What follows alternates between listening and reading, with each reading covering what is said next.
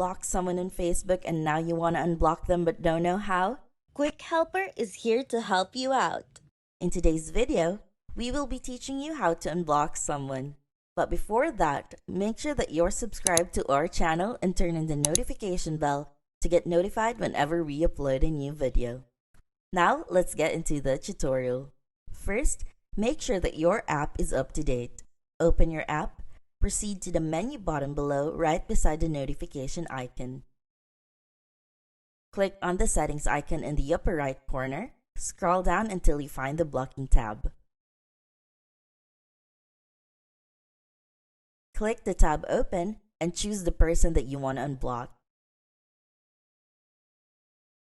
Click the unblock button right beside their name and confirm.